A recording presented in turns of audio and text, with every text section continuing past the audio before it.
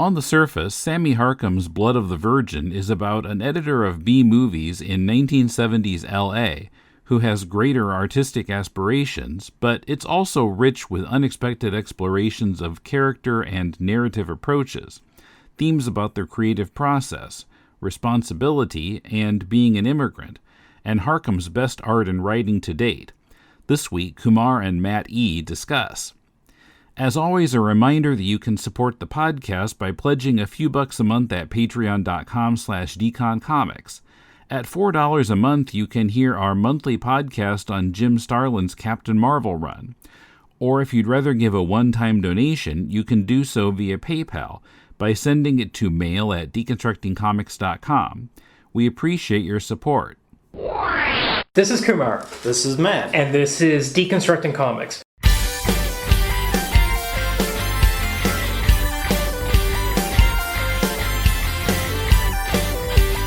Welcome to Deconstructing Comics. This is Kumar and Matt in Melbourne, meeting in the same place in Squishface Studio. Yes. Which is a little comics artist collective. We could do a whole episode about this place and what's going on here. But it's this cool little studio space for people to get their work done in Melbourne. But we are here to talk about Sammy Harkham's Crickets, which came out in book form last year, but has been, I think, like 14 years in the making. So, the book form is Blood of the Virgin. Yeah. So I've gotten that wrong in minute one.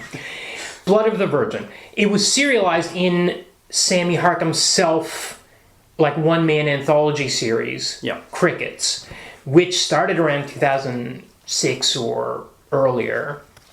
And then issue 1 and 2 were just like anthology stuff. Issue 3, he started this serial called Blood of the Virgin, and then he ran up to issue 8 plus a color special. So it was kind of over, so it's like 6 or 7 chapters, something like that. It was originally came out from Drawn and Quarterly. Crickets, the first couple of issues or whatever. Then it was only available through like Sammy Harkham's website or the Jordan Crane website. It was like a little bit tricky to get these issues for a while. Then I think they worked out some distribution deal with Diamond. Diamond, actually, there was a period in there where they were not taking indie books anymore. Like, they were like, does not meet our standards, kind of nonsense. So I actually ended up buying these, because it's been going for 14 years, I ended up buying a lot of these issues twice, because I bought them all once, or most of them, and then we kept talking about, over a period of like 10 years, let's do an episode about Crickets, because you could really do an episode about a single episode, a single chapter. So we kept talking about it, and then I put my books into storage, and then it's like, really, it's winding down, so maybe we better cover it now. Couldn't find my issues. I bought the set again at the Beguiling in Toronto. Last time I was there a couple of years back, and then suddenly the book version appeared. So I bought these 3 times, effectively. That's dedication. I do feel like maybe we should have done it issue by issue, because this is an epic, like a 300-page monumental achievement that it's going to be very hard to talk about in like 60 minutes, 90 minutes or whatever, but we'll do what we can. Yeah. This version is out from Pantheon Books, so it's like a major publisher, very easy to get a hold of, I think. Were you reading Crickets from the beginning? I started with issue 3, which was the first installment of Blood of the Virgin, and it was, I had a feeling it came out, it was a Fantagraphics issue. There might have been, yeah. It was all over the place, yeah. Or at least distribution was by Fantagraphics for some of them. Yeah. I don't research things, but it was just on the shelf in the amongst all the superhero comics. I was like, what is this? And it was like it was pretty mind blowing. And then there was a big gap before it turned up again. But I knew Sammy Harkham through Kramer's Ergo. Yeah, so he was the editor, and he had comics in there as well. Yeah. So, I never saw the first 2 issues, but, just seeing a full comic of his was like, this is a must. Yeah. A must buy. So. Yeah. So he was, as we just said, he was established before this. So I guess we'll talk about the plot a little bit first. So it's about this movie editor named Seymour. It's 1971 in LA. He's an editor of exploitation movies, like B-grade horror movies, drive-in movies, that kind of thing. It's a bit like he works for this guy named Val, who's the big producer who lives in a big mansion. He's a bit like your Roger Corman type, I guess. And I guess Seymour is a bit like your Joe Dante, who was an editor of trailers back in the 70s under Roger Corman, I think. He's an immigrant originally from Iraq through Australia, has come to LA. His wife, Ida, was from New Zealand. She was from Poland. I think she was a Polish Jew. Or Hungary? Hungary, maybe. That's... Budapest. Yes, that's right. Yeah. So they've landed here. Now, they have a baby that's 10 months old. Junior, they call him. The marriage is pretty messy at this stage because Seymour is he's a film nerd, big time. He's obsessed with cinema, the art of cinema. Crap cinema, he believes, is the real art. He doesn't believe in the studio pictures. But he's spending a lot of time, there's a lot of pressure on him from the studios to cut these trailers, long nights, stuff like that. He's never home for the baby. He's never home on time. There's kind of a running gag, I guess, a joke about that they can never get a decent babysitter or babysitter to show up. It just happens again and again. He's not coming home. People are constantly calling him to do this or that with this movie or that movie. Meanwhile, in the background, he's been writing his own movie called Blood of the Virgin, which is some sort of vampire movie. But Val, the producer, comes in and says, he has a meeting with him. He says, we're going to make your movie. Because we have some footage from this other thing that we've shot already, because we built this set, and I just shot an extra day of this guy running around with the place on fire, blah, blah, blah. You need to cut that into this and make it a werewolf picture, or all this kind of stuff. And so this is right in the first couple of pages. You're like, okay, compromise. Not getting home for the wife and baby, but this is a chance for him to finally get his movie made. He also wants to direct, but Val won't let him do that. So he puts this other guy named Oswald in charge of the direction because he needs an experienced director that can bang this thing out in, I think they've got 2 weeks to film this movie or something. Yeah. No, it's a bit longer than that. We've actually there's a very clear timeline in the book because it starts at Halloween and ends around New Year. Oh, yeah. Yeah. So maybe he's shooting it over a few months, 3 months or something like that. Okay, so that's a basic. So then they start making this movie. We get lots of ins and outs. We got to talk about this.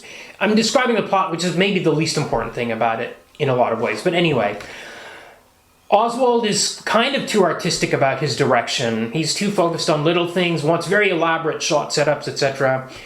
Val decides to fire him after a couple of days, and he decides to put Seymour in charge of direction, who's never directed. So Seymour takes over, but right before the end, financing gets pulled by whoever was the financiers who are above Val. So they just shut down production just instantly. The producer, Terry, walks in one day, he's just like, okay, that's it, that's a wrap. And then he tells Seymour, look, you're an editor, you can fix it in the edit, right?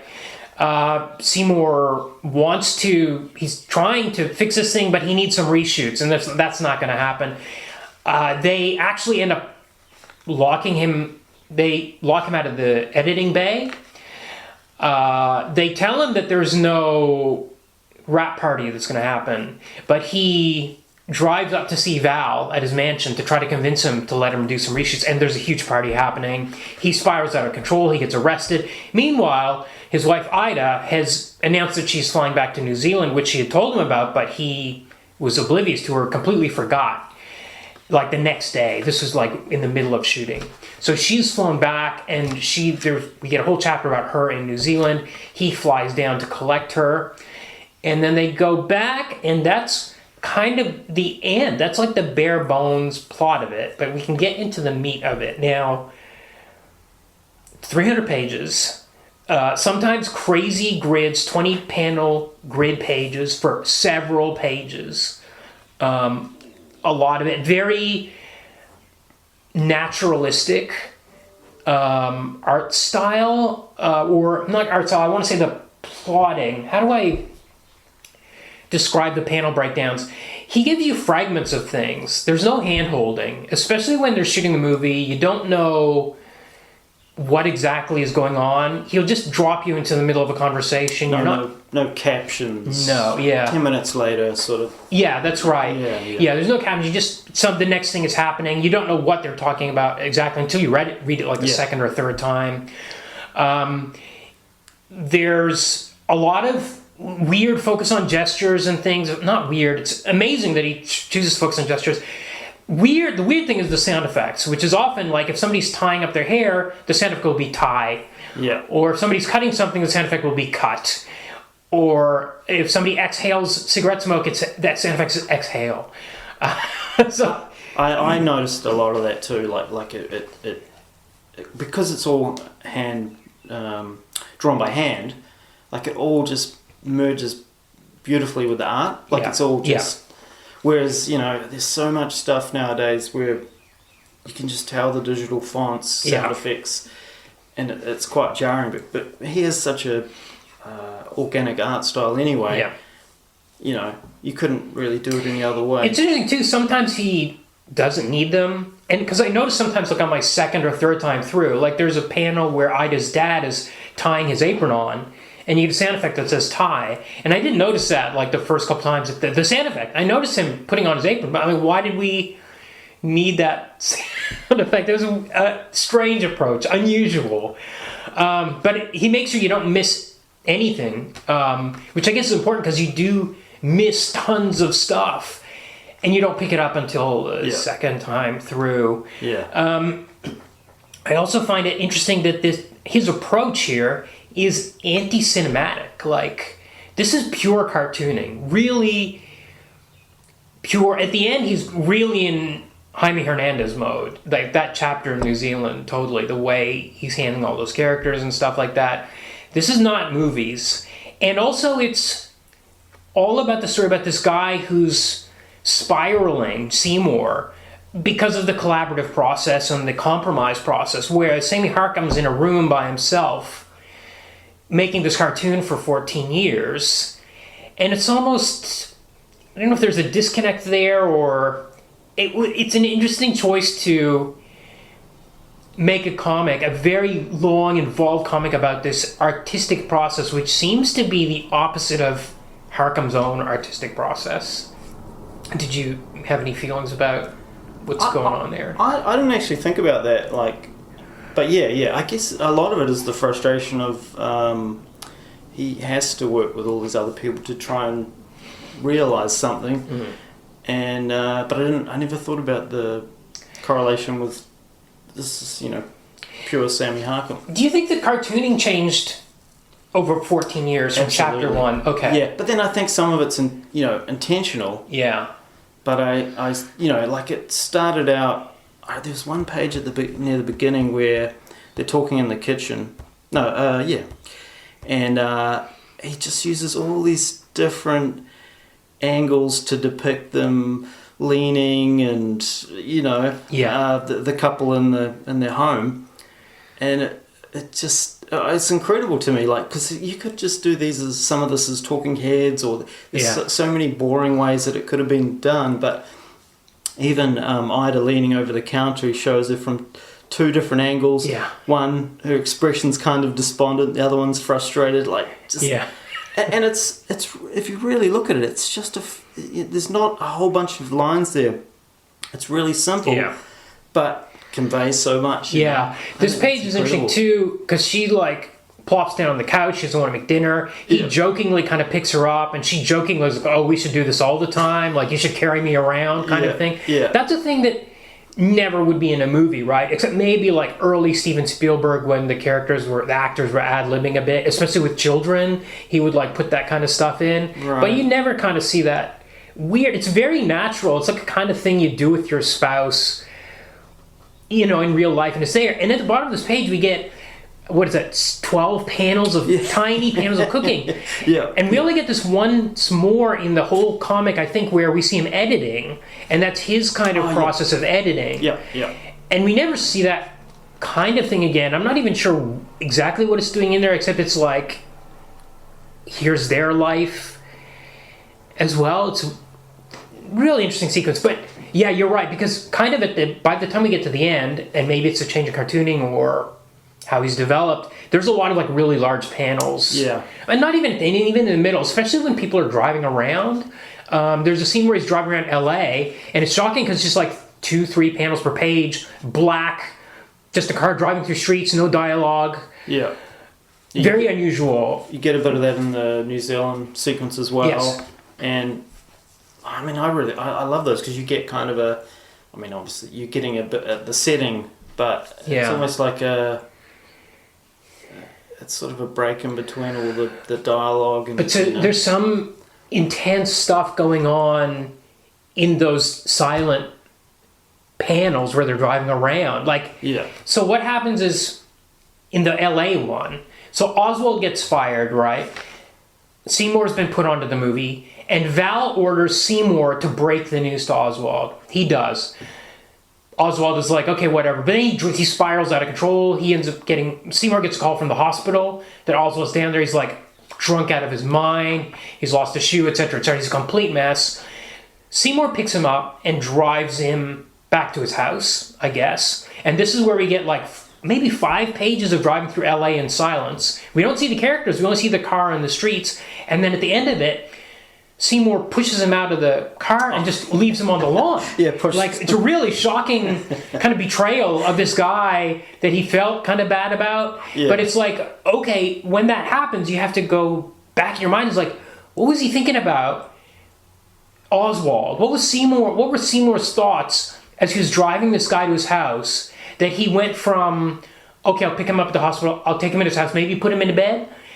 No, he's like, I'm done with this guy, and shoves him out on the lawn. So there's something, and the one in Auckland, that's a guy on the bike, right? This is Ida's ex-boyfriend that she slept with. I actually think those sequences are in Dunedin, down south. Oh, you're right. Yes. But they mentioned going to Auckland. She flew to Auckland. I think that's right. Okay, yeah. Where they get in, but then they're way further down the country. Yeah, but so he's that guy on the motorbike. He's been betrayed in his mind by Ida as well, and he goes absolutely mad and drives, and you can't help but think, what's this guy thinking about? Yeah. And especially that final sequence is the last few pages of this comic, last 30 pages of this 300-page comic. It goes into a weird kind of mythical, almost surreal level, because when he drives off, it turns into speed lines, and then the last page is a full page glass of just speed lines. You don't see the bike or him or anything. It's just like the universe speeding off into the distance, and you can't help but try to process it in the same way as the sequences where people are talking and somebody's talking about the lighting or something. You don't know what they mean, and you're like, what are they talking about? And you have to, he doesn't give you enough. You have to lean in. You have to lean right in. Yeah. And especially on the second time through, you're like, I gotta figure this out. And sometimes I did, and there was stuff you just completely didn't notice. But yeah, and you're trying to figure out what people are talking about, and also when people aren't talking, you're like, what are they thinking about? And you really, especially Ida has this inner life that you're really trying to figure out, especially in those early chapters when Seymour's off editing or shooting, and she's left home alone, and the baby is a crier, like the baby won't stop crying. There's an amazing sequence where she's on the sofa by herself. The baby's crying in the background. We get through Senfa, and she's masturbating on the sofa. Then she gets up to make a pot of tea or something, and she puts her hand over the pot and burns it. Yeah. And when Seymour comes home and says, what happens to your hand? She does it deliberately. She self-harms, right, in this moment. Seymour comes home, he says, what happens to your hand? She says, I grabbed the pot with the wrong hand. And then later on, Joy, an actress on the movie, who we'll have to talk more about, she asks Ida what happens to her hand, and Ida says, in Seymour's presence, I punched a cunt in the face. And there is some rivalry here with... And that's just after she blew She blows smoke in her face, which I didn't notice the first time I read it. She blows smoke right in Joy, and she knows there's something going on with Joy. Yeah. And Seymour, she suspects, because she's this like pretty actress, and they had been at a party together, and they had actually, Seymour and Joy had made out at this party, and Seymour had never told Ida that Joy was at the party, and she doesn't figure that out until this moment at this hot dog stand. And so she's given 2 reasons for this burn on her hand, but it's never unpacked. As a reader, there's no thought balloons about this. We just have to try to figure it out. Interestingly, in the very same scene at the hot dog stand, this is the night before she's going to fly to Auckland, we get thought balloons from Seymour thinking about the birth of the baby. And the thought balloons say, remember when he was born and I came into the room and I was so scared and I had to bathe him and I didn't know how to hold him in the hospital. And he's all these thought balloons over probably 12 panels thinking about but he's not saying it out loud to her. No. He's thinking it as if he's speaking to her. I remember that sequence. Was she saying anything during that? I don't think she was. Oh, okay. She's definitely not responding to him. Yeah. He's just thinking these things. She might be talking about a trip. I might be misremembering that or something like that. But it's interesting that he's in his own world. But we never get her thought balloons talking about putting her hand on the steam and burning herself on purpose. But you get a feeling that throughout it, there's sort of an aimlessness with her. And I mean, it could be postnatal depression or something. I'm not sure. Yeah. But there's there's not anything she's doing, and she's not doing anything other than raising her child. She doesn't seem to have any interests or friends outside of when she goes home. That's why it's so interesting when she goes home, because that chapter is such a bombshell of a chapter. Yeah. After all the stuff we've had and what we've seen of her life until then, because he's 27. I'm not sure how old she is. She's probably similar age. Yeah. But she goes home, and now her parents are there to kind of look after the baby. And she kind of returns to her teen years. She goes to a party. She's taking drugs. She goes back to her old boyfriend, this guy, Snoopy Pisshead. What's his name? Donald Snoopy Pisshead is his nickname or something? Anyway, she kind of goes back to him. She had a fling with him at some stage, and she ends up with him again. And he's a mess. Like, this is not a guy, when she meets him, reconnects with him, he's only drinking beer. What do they call it? A foam weekender or something? 3 days or something. They've been drinking beer, no food or any other drinks, only beer for 3 days. And he comes up to the car and he pisses on her car while she's sitting in the driver's seat. He doesn't know she's there. Yeah. Like, all this kind of stuff. This guy's a complete mess. And he's the one that she kind of reconnects with. She ends up sleeping with him. It's really interesting how she kind of rewinds when she goes home. Yeah. To that stage of her life. I mean, I almost got the impression if Seymour hadn't just abruptly shown up unannounced, she would have just stayed there. Yeah, because Seymour flies to... Oh, this is after he's been in jail, etc. He just magically... He appears... It was a real shock when you turn that page and then, hey, well, what? Yeah, because they haven't been able to get to each other on the phone. Yeah, she's avoiding him. Yeah. And, it's... It was quite a surprise. Yeah. And she's asked, are you going to go back to America? And she's not sure. She's like, that's right. And then she says, when Seymour shows up, she's like, when are we leaving? He says, let's go now. Yeah. Or let's go tomorrow or something. Yeah. Like, immediately to go back to their life. And you get the impression he doesn't really care about her family either. Like, he's like, I need you to come inside. I can't understand. I can't understand your family. I can't make the effort to understand your family. Well, let's talk about her family, too, because this is also another amazing tour de force sequence of cartooning, storytelling, and character, all that kind of stuff in here. So, after the chapter where Seymour spirals out of control because he's been fired from his own movie and ends up in jail, we cut to the next chapter, which is suddenly Budapest 1942. Yeah. So that's 30 years before 72, which is when our story is taking place, right? So we get this completely silent 6-panel grids, this story of this woman. She's sleeping in a chair. She seems to do this all the time. We get through the repetition as the story progresses. And her daughter comes, joyfully wakes her up, dresses the daughter for school, takes the daughter to school, and then this woman, no husband around, we don't quite know what's going on at this stage. The woman goes to work at a factory, some sort of printing plant, print shop of some sort. Goes, picks up the daughter, goes home, falls asleep on the couch, repeat. Now, but through the repetition, like the next time they walk to school, we get the same shot, but this time there are all these Nazi posters plastered all over the wall. And she pins a Star of David on her daughter's shirt. Now, this is a little blonde girl. I'll just point that out for something that comes up later. Yeah. Anyway, so then they get rounded up. So when they come home from school that night, like the other people in the building, like gave her dirty looks, which is previously we'd seen her come down the stairs and they were like hello, hi to the other people in their apartment building. They get rounded up. They get taken to a concentration camp. Horrible things happen in the 6-panel grid. That's like, wow, like just next panel smash cut to the next awful thing happening. Yeah. There's no time to absorb the horror. It's just like one after the next. She managed to an escape attempt without her daughter. With another woman, the other woman, there's a shocking panel of violence where her head gets blown off by the Nazi pursuers. But she managed to escape, and then we go back into the routine of her apartment, but this time the daughter's not there. So we know the daughter has not survived the camp. And you see, there's one panel where she's separated from her daughter. A soldier is pulling her daughter away from her.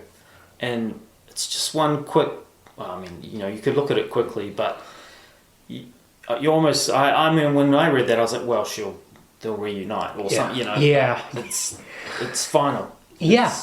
Yeah, and you're wondering who this woman is. What does this have to do with Blood of the Virgin? All that kind of stuff. And also, when it came out in serial form, that was just how the story started. Oh, of course. Yeah, so you're like... Because he had a bunch of different comics in there that weren't all Blood of the Virgin. Of course. Well, and you're like, how does this relate to the story? Yeah. I can't remember if it even had a Blood of the Virgin as a subtitle, I think... Oh, yeah, you're right. Yeah. But anyway, it just opened on that, and it was, it was...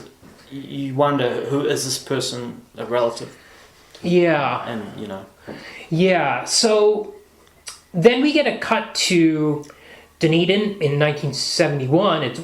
We don't get a title card or anything, but the same woman, 30 years older, wakes up in the same way on the couch. And then, Ida comes in, the family comes in, oh, look, this is Ida's mother. But then you're like, wait a second. Ida's daughter, the woman's daughter died in the camp. Yeah. So who is Ida? And it takes a very long time, but later on in the story, when Pisshead asks Ida about her family, where they came from, stuff like that, or did they have other, she says, oh, mom's husband died in the war, dad's wife died in the war, they never had any kids. Yeah. And Pisshead's like, oh, lucky for them, or something like that. And you're like, whoa, this woman is carrying a lot of weight. And this is why, why is this person, you see old people, you're like, why is this person acting so weird? Yeah. And you don't know what's going on in their life. Absolutely. And just like when Snoopy, when Seymour shows up and he's like, I will come into the house with me, I don't understand your parents. That is... The second time you're reading this, that is so weighted. Like, there's, you don't understand them. There's a moment which I did not notice until my second read. They're watching Rowan and Martin's Laugh-In on TV one night, and there's a character on there who is the funny Nazi, the German soldier who says, very interesting, but stupid. That character shows up. Oh, you get a panel of that guy, and then as they're watching TV, they're just watching random sitcoms, just surfing channels.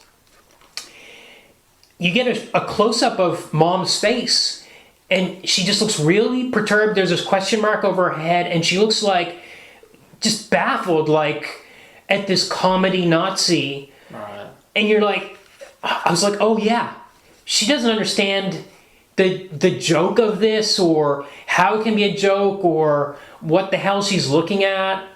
It is...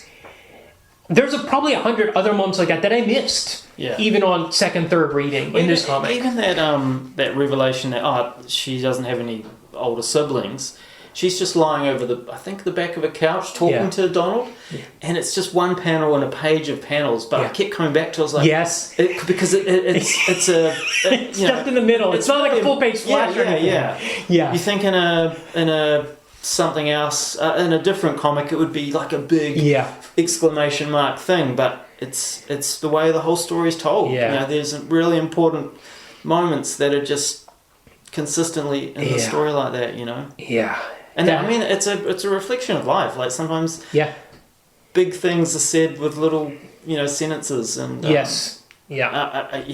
thought that was amazing.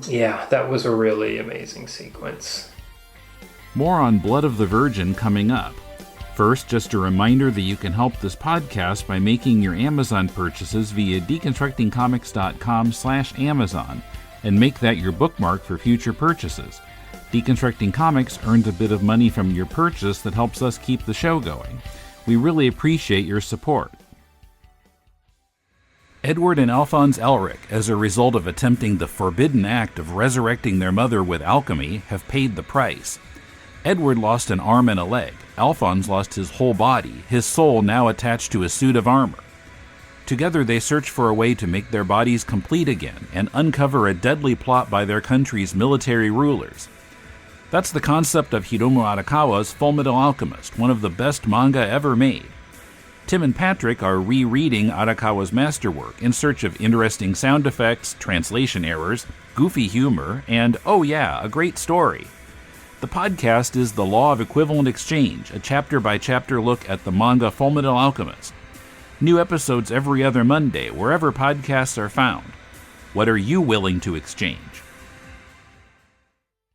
I mean, just in connection with that, Donald's daughter sees Ida's mother at one point. Oh my God, yeah. And she looks at her, and she's got that stern look on her face, and then it cuts to a panel of her young daughter from the war. And then standing in the place of Viv, who is Donald's daughter. And then it goes back to I kept looking at this sequence too, because I thought maybe Ida's mother's expression might soften seeing her daughter again, but it doesn't. She's just... It's locked away. It's all locked away. The only way for her to live her life, to continue with her life, was to lock that Budapest 1942 away. Yeah, that was an amazing moment too. Yeah.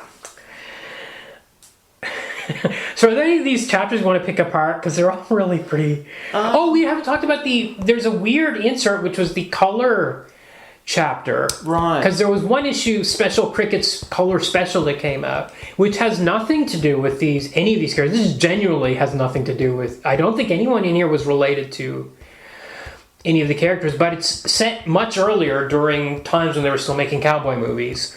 And it's about this ranch hand who gets kind of accidentally hired to help out on a movie shoot where they needed somebody to ride a horse around and do some tricks, because this guy's very good with horses. But he's got a miserable life on this ranch, and the producer had offered, given the guy his card, to look me up when you come to Hollywood. And the guy, Joe, comes to Hollywood, tries to show up at the movie studio to meet this guy, Bert, the producer that gave him his card. And the security guy's like, you don't have an appointment. He's like, leave your number. He says, or Joe says, I'll leave my number. And he gives him his phone number. And he says, aren't you going to write it down? And the guy says, I'll remember it. And it's like that. Yeah, obviously. He goes away. He goes on benders, gets into fist fights. There's a lot of vomiting in this comic, I noticed. Probably more than any other 300-page graphic novel I can remember in recent memory. Anyway, he gets wasted, as I said, all the time. He keeps trying to meet this guy. Finally, he manages to get in, because he goes back to the guard again. The guard won't let him in at the front gate of the movie studio. Finally, he actually sneaks into the studio, and he meets Bert, and Bert is just like kind of oblivious, like, yeah, hey, where have you been, Slim? And he starts using him to do stunts, or just kind of work around the set, various jobs. Joe is really good with tying knots, various types of knots, so that's part of it too. But then there's a betrayal, which I guess mirrors some of the betrayals we get Oh, with Val. with yeah. Oswald Oh, yeah. and with Seymour, and later on, with Ida and Donald, where this German guy shows up who's interested in movies, and he's working on some kind of picture, and this is one that's very inscrutable in terms you really have to try to figure out what's going on here, because he doesn't give it to you straight ahead in the panels. But Joe starts having conversations with this German guy and what the movie the German guy's going to make. But then Joe talks to Bert, his producer, and Bert's like, don't do that stupid movie. It doesn't make any sense. But then Bert goes off to Europe to shoot something for a lot of money. So it seems like he wanted that job that Joe ended up getting. And he basically puts Joe there in charge while he goes off to Europe and makes a lot of money. And Joe feels betrayed. And then they become like bitter enemies. And Joe has his own movie career, but they never speak again. And in fact, there's a really bitter scene where after Bert dies, some guy comes by Joe's mansion. He's now living in a mansion. Yeah. And he's like, yeah, I'm glad you came to the funeral. Because like Bert would have liked that. And he's like, no, Bert would have hated it. I went there to make sure he was dead. And and he says he lost, I won. That's what he says. And then we get the final splash page of this giant mansion he's living in. Like, what do you need to be so bitter about? Yeah. In a sense, like, I won. I beat you. Yeah. Yeah. Yeah, I wasn't sure how that connects with it, anything other than being based in the movies. Thematically, yeah. Yeah. And the and it is about the movies, but yeah, I didn't know quite what to make of it. It's an interesting chapter. I mean, again, there's amazing stuff in there, but stuff I had to read like 3 times. Like, there's a moment where there's this actress, Jean, that maybe Joe has a crush on, but she's a lesbian and doesn't know it. I'm not really sure what his feelings are about Jean. But anyway, there's a scene where she's an actress, they ask Joe to go they say Jean won't come out of her trailer. And he goes up there and he knocks on the door, hears a quack, and he opens the door, a bunch of animals come out. And he says, like, okay. I'm like, what happened here? Why are there animals in there? Where's Gene? And then second time through, I saw the ha-ha-ha's off panel and realized, this is a prank that the production played on him. But it's weird. It's like, much like the production of Blood of the Virgin, there's a lot of snippets of stuff, and you're not like, stuff accumulates in a weird way. And because the panels are all the same size, like another thing is there's a lighting guy whose name was Everett, I think, and he's an alcoholic. He's constantly drinking on set, and he's got the lighting kid. Is that a gaffer or a grip? Anyway, he's putting on these lights, and Everett keeps telling them we want 5 lights, and the kid keeps putting up 6, and this happens over the course of several pages. Maybe once for one panel you'll get him yelling at this kid that he got the wrong number of lights, and this kid never listens to the right instructions from Everett. This kid actually ends up having sex with this old woman, this actress that comes onto the set, this weirdly horny old lady. Anyway, eventually those lights end up exploding with just a very casual pop sound effect, which I missed on the first read through, because the kids put too many lights in it. So and aren't they? They're yelling at each other. Yeah. And there's also drama on the set at the same time. Like I got the impression it was a real. Oh yeah. This is the chaos of what Seymour's trying to put together, and it's not succeeding. Yeah. Yeah. Exactly. And but Seymour's still. He gives a speech to Joy. At one stage, Joy says she doesn't watch movies. She doesn't care about these movies. These movies are crap. She's just an actress. And he's like, what? These movies are... Haven't you seen The Wolfman? Haven't you seen all... he's naming all these Lon Chaney movies and things. And she's like, no, I don't care. And she's like, this is real art. So that's when he's in the middle. That's like, I think, 1 minute before he's told that the production is being shut down or something. Right before that. He's still, even though this has gone very far from the script he wrote, he's editing footage that Oswald had shot and all that kind of stuff is happening. He still kind of believes that he's in the middle of making some sort of art here, some sort of thing that is good, even if it's only watched in drive-ins or whatever. I mean, he's not trying to just churn out pictures to order to make money. He's Yeah. you know, his heart's in it. You know. Yes. Yeah. Even at the bit when he was initially told by the producer that we're going to use your script, he's like, oh, but Yeah. you know, like he's not That's right. not all in on. That's Okay, right. Great, pay me. Yeah, he's like, this is a vampire movie. I yeah. can't use that footage you've shot already and Yeah, all this kind of stuff. He's trying to talk him out of it. And Val is very insistent. He's like, no, you can do it. You're a good editor. You'll work your way. You'll figure this out. Kind of stuff. He offers to make him a producer on the movie because he doesn't want to give him the director job. That's why he's on set all the time. Yeah, it's interesting. But we haven't talked about how it ends as well, which is... Okay, so after this, the New Zealand chapter, where this guy... So Seymour shows up. That guy, Snoopy, Donald, is really pissed off that this guy has shown back up. Yeah. And in fact goes and finds Seymour at a bar where he's playing pool and beats the crap out of him. Beats him to a pulp. Yeah. And then we cut back to Ida's house where she's talking to her parents and they're like, where's Seymour? And she's like, oh, he's out somewhere. He'll be back later. Like kind of oblivious.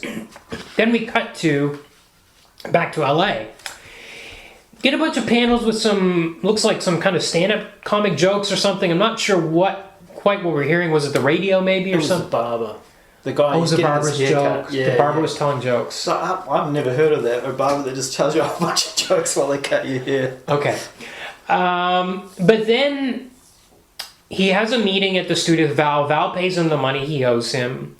And also he's owed some money. Or sorry, he owes some money to the studio or something. I don't understand that. He gives him one piece of paper. He's like, this is what you owe us. And he gives him a check, which is this is what we owe you or something like that. And he's saying it's successful, you know? Yeah. And he's like, it's not my picture. But Val's like, yeah, you're right. It's not your picture. Yeah, it's not. It's my picture. Yeah. But outside, he meets this old kind of washed-up actor outside the studio. I thought he was a scriptwriter. He was a scriptwriter. Oh, you're right, he is. When I read it the first time, I was like, he's an actor that he's recognised from films. But then he says, I really like this film and that film. And the other guy says, I preferred the original title. Which is what a scriptwriter would say. Yes, of course. Because he does talk about, he was there to drop off a script. Yeah. Or to pick up a script that he dropped off that they didn't want. Yes, right, okay. It changes my reading of the whole final chapter. But anyway, he goes to a diner with this guy to have lunch. The guy actually orders 4 martinis all at once when they arrive.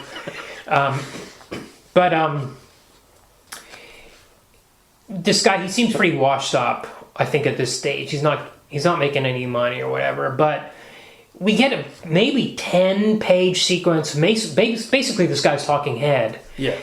Where he's kind of giving this speech to Seymour about your career in the industry. It's really pretty amazing. It's almost like Seymour's talking to himself in a sense, or I don't know. We're getting in kind of mystical territory. Yeah. After that guy drives his motorbike into oblivion. Yeah. Things start to get a bit weird here. We also don't know anything about him much.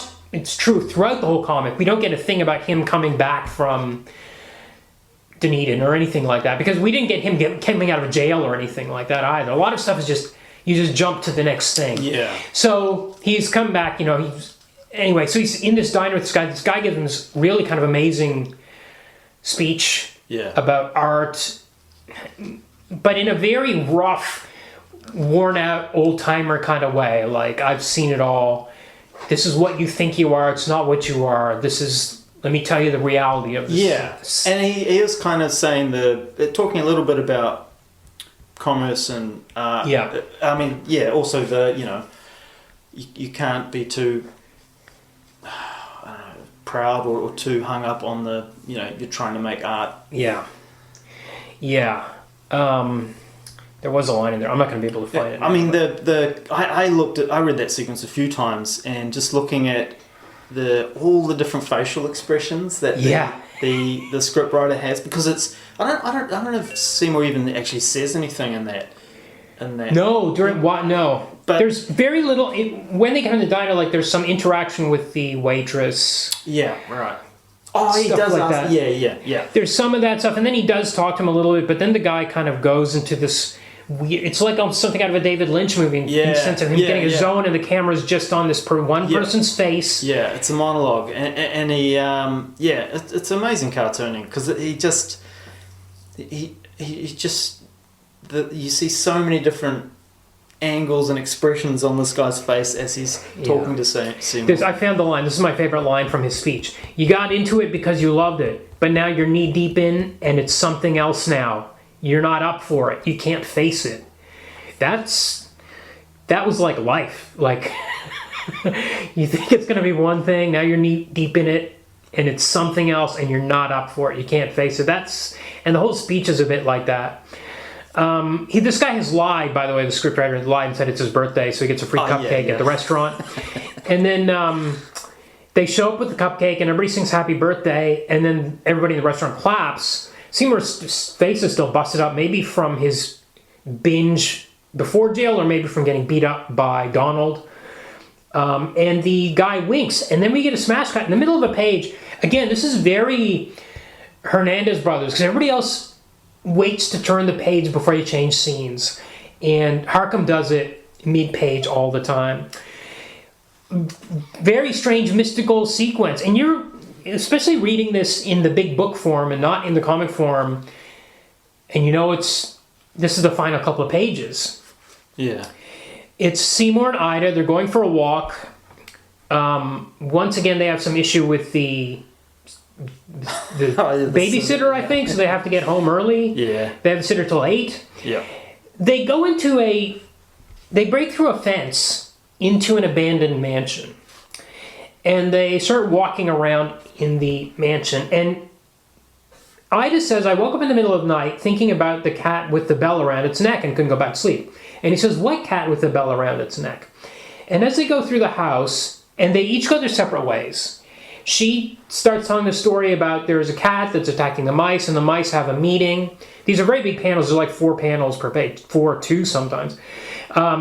She says, well, the mice are being terrorized by a house cat. They have a meeting. They try to come up with an idea. Finally says, if we tie a bell around the cat's neck, we will always know when he is near.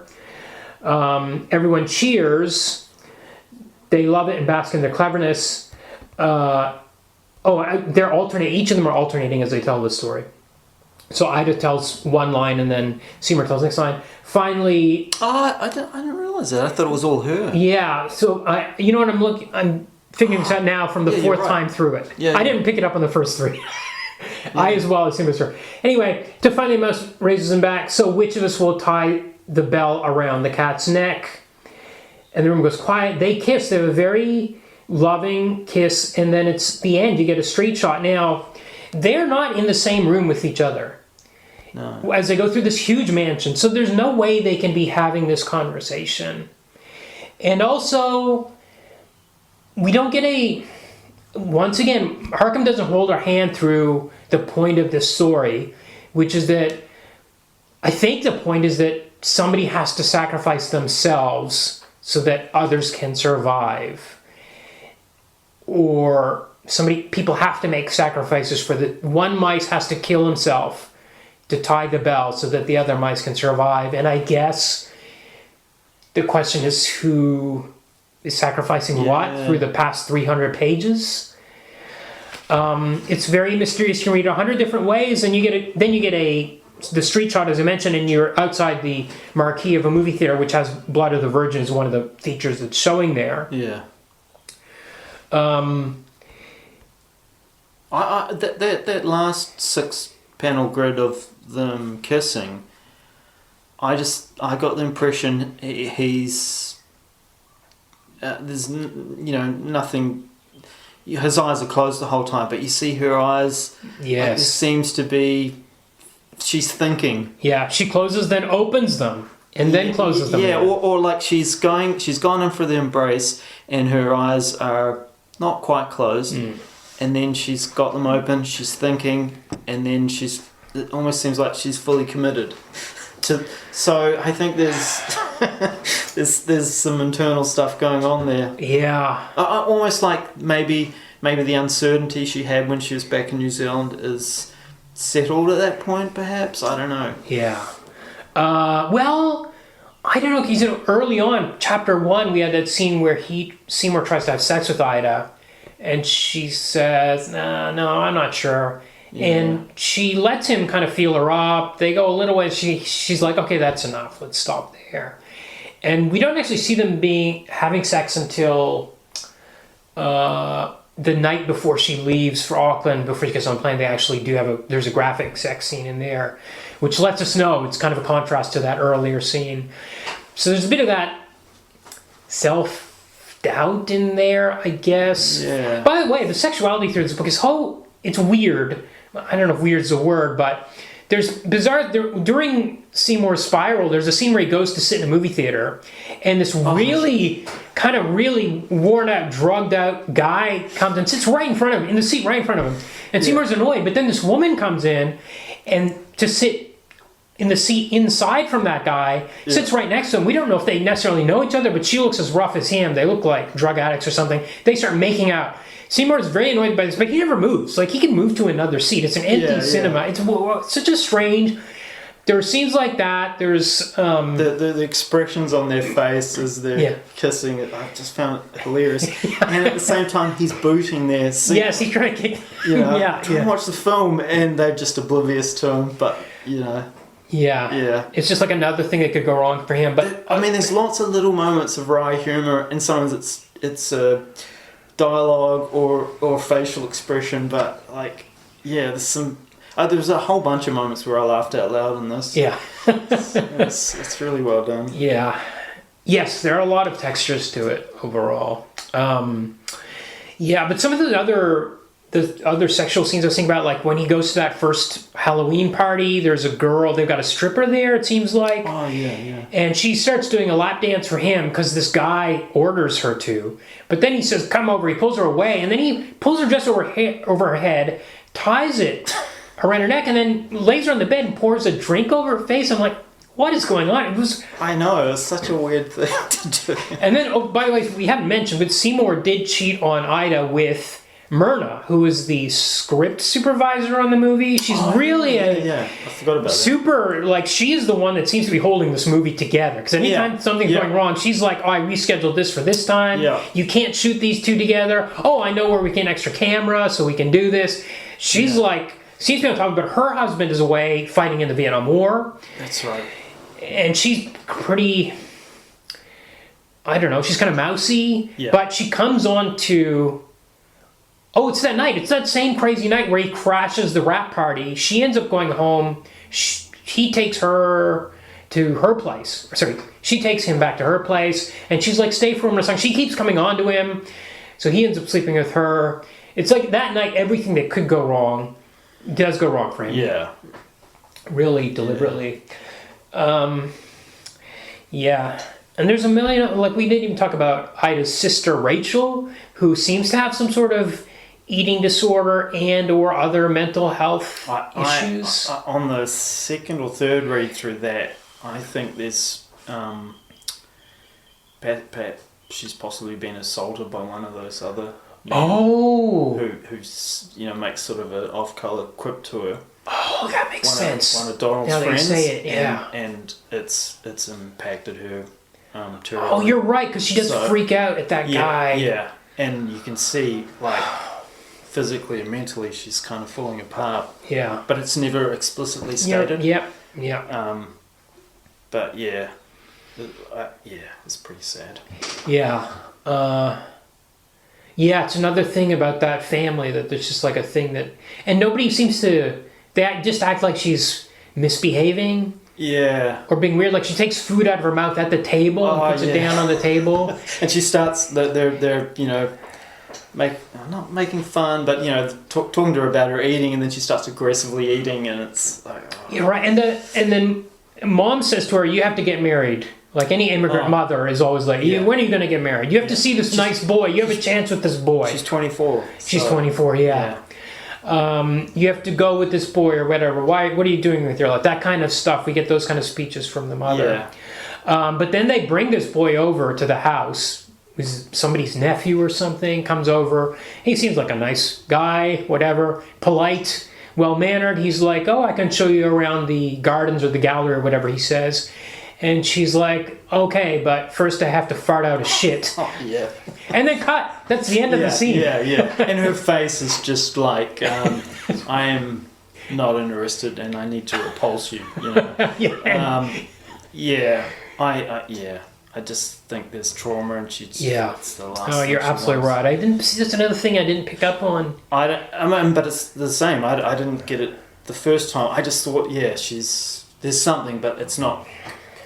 But one of the guys does make a comment to her about, she's left her knickers at my place. Oh, and, yeah. To Ida. Yeah. He says that, and she's like, but I don't think anyone else knows. So. No, you're right. Much like nobody knows about the mother's original daughter. Yeah. Each other, nobody knows what they're doing.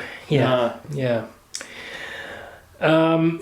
Another thing that I've flagged is the immigration theme, which comes up again and again, is how much these two are outsiders, Seymour and Ida, in LA. As I've mentioned, he came from Iraq through Australia. She's come from New Zealand. But as he says to Val, everybody calls her British. And meanwhile, Val himself has immigrated from England 25 years earlier, I think he says. But Ida is also an outsider in the Jewish community because she's Ashkenazi. Yeah. So there's one point where they have to go to a function at the synagogue, at the temple. And she doesn't want to go because there's some woman there who she has some beef with. And she's like, I'm going to say this when I see her there. And Seymour's like, don't worry, she's not going to be there. She's not going to be there. They show up at this function. This is such a great scene as well, because these old timers are looking at these pictures of Baghdad on the wall, and they're like, Baghdad was the best place in the world, and it was ruined, and all this stuff. And they also have complaints about the Ashkenazi, which she didn't want to be there because they were like, they're racist against me. She doesn't fit in there. Yeah. This is a really amazing sequence. But then we cut. She ends up meeting that woman at the party. She bumps into her by accident. Quite a brutal splash of And then we cut to the car drive home, and Ida's calling Seymour, "You fucking asshole!" She's yelling at him. We don't know what really happened. I don't think she's that. She's like, "Don't touch me." It's not. It doesn't seem to be. She's angry just because a woman was at the party. It seems like there was some kind of altercation. Yeah. Of some sort. I mean, actually, when I think about it now, maybe her discontent with life is largely about being in this place where you're so alienated, considering where she's from. She has nothing. She has that crying baby at home, as we've seen. She's got absolutely nothing. Yeah, she doesn't have any friends or anything that we can see. Yeah. She's a kind of stuck. And he's come from Iraq via Australia, but presumably been in America. Did it say how long he'd been there? I can't remember. He's been working for the studio for 2 years. Okay. But I think he's been there longer. Yeah. But everybody's like, there's a kind of casual, there's microaggressions towards him. Like even Val, his producer, is like, "Oh, you're from Egypt, right?" Or something. He's known this guy. Yeah. And that guy, Pisshead, Snoopy, in New Zealand, has all these weird comments about him. Like, your husband's from... He's a Paki, right? Is what he says. And she's like, no, he's from Iraq. She's like, oh, so he's an American Indian? Or something. He's an Iraqi, and he says an American Indian or something like that. There's all these kind of bizarre... I mean, her response to that is real consistent with her personality, because she just goes on with it. Yeah, he's like I think she says Iroquois or something. Yeah. He's got the feathers. And, there's no, Yeah. She a lot of the time she'll yes and things, The thing is, when you pointed out that the barber was the one making those jokes, that actually plays out really different to me now, because he's making all sorts of Jewish jokes. Yeah, they're all off color. Yeah. Off color jokes to this guy that are like, he has no filter. Yeah. But at the same time, you have to wonder, like, would he be sensitive if he knew anything about the person he's... No, that's true too. I don't know. No, but I mean, it's just part of the whole environment that these two, Ida and Seymour, are kind of in. Yeah. Even back in New Zealand, she has to kind of deal with that shit from Snoopy. So that's I mean, there's so much going on in this book. Yeah. I mean, the other thing is, like, it does say at the end, it's a work of fiction, which... Yeah, I'm sure it's a work of fiction, but I know Sammy Harkham's mum's from New Zealand, and his dad is American, and also he grew up for a period in Australia. So, I mean, and his family, I gather, are involved in film in America or cinema. Okay. So I don't know. I mean, but it makes me curious how much he's pulled in from his own life. I don't know, but even if it's just a little bit, it helps to make this book so immersive. Yeah. Right? Yeah. Because you really get into everybody's jobs, including the cooking with those 12 panels, in the editing with those 12 tiny panels. You really get it. And because the sound effects are tape, cut, splice, all those kinds of things, you know exactly what they're doing. Yeah. You see the hectic craziness of the film sets. You see those Hernandez-esque parties in New Zealand. All that kind of stuff is all, whatever he experienced has helped to make this a really like living, breathing book full of real characters. Even that crazy old lady actress that's super horny that comes on to All Guys. Yeah. Is like an interesting caricature / character. Like she's in about 5 panels of this comic, but has such an impact. There was a couple in a booth around that sequence. I won't be able to find it, but they were talking about a script. I think it was a man and a woman. Okay, it could have been a long-haired man, but. They're off to the side of maybe a conversation with Seymour, but I wondered, was that just crew banter? I don't even... I looked through it a bit to see, who are those two people? And I wasn't sure. For a moment I thought one of them might have been the lighting guy that sleeps with the hag actress, but maybe not. Oh, right. Might have just been background characters. That guy... By the way, that scene was another one that... So the next day on set, one of the other crew says to the lighting guy, "You slept with her, didn't you?" And he says, "Yeah, I did," because she's been coming on everyone on set, including him. Yeah. But again, I get because there's so many panels, it's hard to keep up with the pace of it. Yeah. What I didn't realize was when Seymour goes back to the motel that night where the crew's staying, he's staying in the same room as Oswald. He goes up to the room, he knocks on the door, there's no answer, but he hears moaning sounds coming, and then he hears somebody saying, "Oh, you're my Portland baby," or something like that. I was like, what? And he just sits on the ground, he doesn't go in. I'm like, what is this? Oswald having sex? Oswald seemed to be out of his mind. Is he having sex with somebody? It doesn't make any sense. Yeah. Then second time I was like, oh, the word balloons are coming from the room next door. Oh, and okay. the lighting guy had been having conversation about where they're from. Yeah. And it's all built up. Everything, nothing's like out of nowhere. The clues are there. You're right. I actually, I thought they were coming from Oswald's room. I was like, why are they in that room? Yeah. But that makes sense. Yeah. And I did catch the conversation about, where they're from and that. So. Yeah. Okay. Oh, that makes. I mean, it's incredible. You can read through it once, and understand it. But then there's so much in there that when you go back, you're like, oh yeah, of course, right. And there's probably things we haven't even taken in. So I was worried that we wouldn't be able to cover it, but that's an hour, and we kind of covered like what I noticed. Yeah, I think if that's a way to put it. We didn't talk about the actress that much. Oh, Joy. Yeah, we didn't talk about Joy that much. Yeah, so initially he reconnects with her.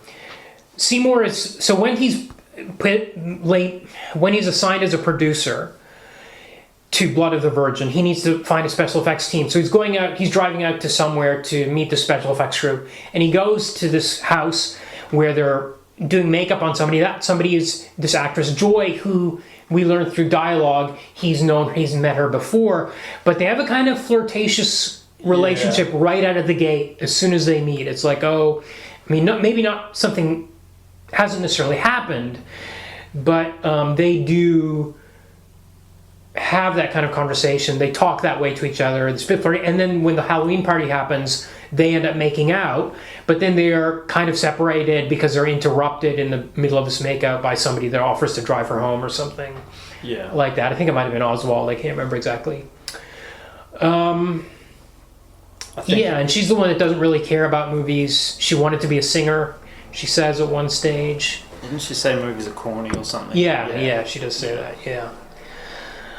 Yeah. Yeah, I mean, I did...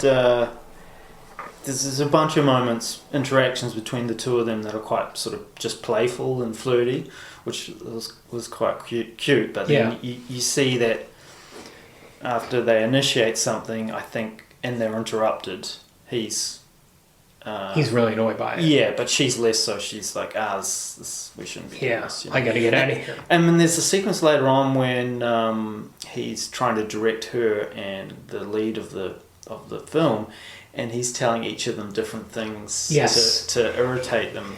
I think he is in a way trying to lash out at her, but maybe, I don't know, motivate them as actors. But yeah, I thought that was quite funny. Yeah. Well, but what you're saying, it all reminded me that she has a life like everyone else. Like Donald, first time through, he talks about he had a wife, he had been married, and she was really terrible. And I was like, okay, that's the end of that. But then I kind of somehow didn't put together, he has a daughter, 7-year-old daughter, who we end up seeing her, and he ends up she's playing with Seymour Jr., at one stage on Christmas Day, I think it was, they're playing together. And it's interesting because he kind of invites her to go to the mother-daughter thing at school. Like, he's kind of really trying to push Frida to to marry him, maybe even, after this really pretty short reunion. And then he really, he flies off the handle when he... Yeah. When well, Seymour I mean, comes in back. that sequence, he... when they're getting face paint done and that, he gives her his house key. Yes. Necklace. Something from his mother, I think it was.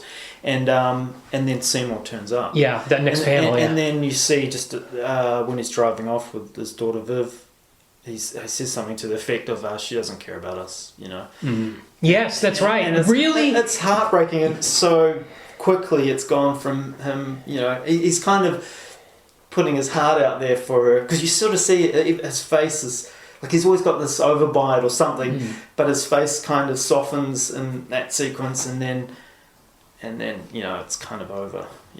Yeah, but he lashes out like when he says she doesn't care about us. It's like it's such a kind of like a immature reaction, kind of. Yeah. They'd slept together maybe only once. We don't really know how much time is. But I think there was a few kisses. Yeah. Like when they're in the car, when he asks her, because she's quite dismissive about this. He's like, "Who are you?" Yeah. And she's like, "I'm sorry," and kisses him, and you're like, he's, you can see there's some love there, whereas you're right. She's doesn't really know what she's doing. Yeah. Okay. All right. Do we want to add anything? That's probably most of it. Yeah. Or a chunk of it. Yeah. Yeah, I think that's probably the fairest thing to say about it. Yeah.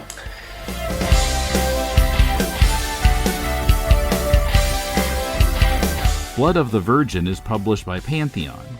Thanks to our patrons for supporting Deconstructing Comics and our other podcasts. To join them, go to patreon.com/deconcomics.